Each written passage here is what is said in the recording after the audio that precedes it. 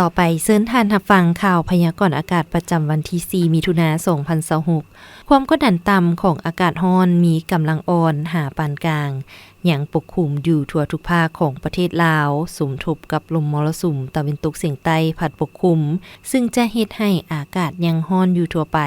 และจะร้อนเอาหลายอยู่บางท้องถิ่นพอมีลมพัดแรงฝนตกฟ้าร้องฟ้าเหลื่อมในระดับค่อยหาปานกลางอยู่ในแต่ละภาคสภาพอากาศภาคเหนือด้านตะวันออกแขวงพุงสาลี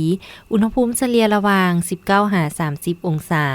มีฝนตกในระดับคอยเป็นบางบริเวณเนื้อที่ปกคลุมของฝนกว่าเอาสาวส่วนห้อยแขวงหัวพันอุณหภูมิเฉลี่ยระหว่าง22-31องศามีเฟื่อบางปกคลุมและมีฝนตกในระดับคอยเนื้อที่ปกคลุมของฝนกว่าเอา15ส่วนห้อยแขวงเสียงขวางอุณหภูมิเฉลี่ยระหว่าง22-30องศามีฝนตกในระดับคอยเป็นบางบริเวณเนื้อที่ปกคลุมของฝนกว่าเอา30ส่วนห้อยแขวงอุดมไซอุณหภูมิเฉลี่ยระหว่าง24-33องศาเนื้อที่ปกคลุมของฝนกว่าเอา20ส่วนห้อยแขวงบ่อแก้วอุณหภูมิเฉลี่ยระหว่าง25-34องศามีฝนตกในระดับคอยเป็นบางบริเวณเนื้อที่ปกคลุมของฝนกว่าเอา25ส่วนห้อยแขวงหลวงน้ำท้าอุณหภูมิเฉลี่ยระหว่าง23-33องศาเนื้อที่ปกคลุมของฝนกว่าเอา10ส่วนห้อยแขวงหลวงพระบางอุณหภูมิเฉลี่ยระหว่าง26-35องศาเนื้อที่ปกคลุมของฝนกว่าเอา15ส่วนห้อยแขวงไชยบุรีอุณหภูมิเฉลี่ยระหว่าง26-35องศาเนื้อที่ปกคลุมของฝนกว่าเอา10ส่วนห้อยนครหลวงวิงจันทร์อุณหภูมิเฉลี่ยระหว่าง26-34องศามีฝนตกในระดับคอยเป็นบางบริเวณเนื้อที่ปกคลุมของฝนกว่าเอา30ส่วนห้อยภาคกลางแขวงไชสมบูรณ์อุณหภูมิเฉลี่ยระหว่าง22-31องศาเนื้อที่ปกคลุมของฝนกว่าเอา20ส่วนห้อยแขวงเวียงจันทร์อุณหภูมิเฉลี่ยระหว่าง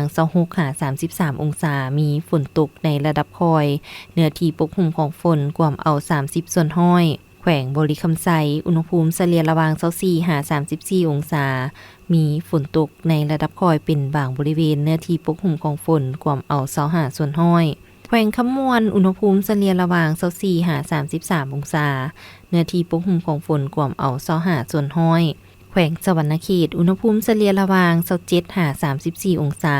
มีฝนตกในระดับคอยเป็นบางบริเวณเนื้อที่ปกคลุมของฝนกว่าเอา30ส่วนห้อยภาคใต้แขวงจำปาสักอุณหภูมิเฉลี่ยระหว่าง18-34องศามีฝนตกในระดับคอยเนื้อที่ปกคลุมของฝนกว่าเอา25ส่วนห้อย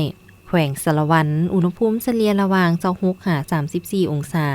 มีฝนตกในระดับคอยเป็นบางบริเวณเนื้อที่ปกคลุมของฝนกว่าเอา20ส่วนห้อยแขวงเสกองอุณหภูมิเฉลี่ยระหว่าง21-35องศามีฝนตกในระดับคอยเป็นบางบริเวณเนื้อที่ปกคลุมของฝนกว่าเอา20ส่วนห้อยแขวงอัตตปืออุณหภูมิเฉลี่ยระหว่าง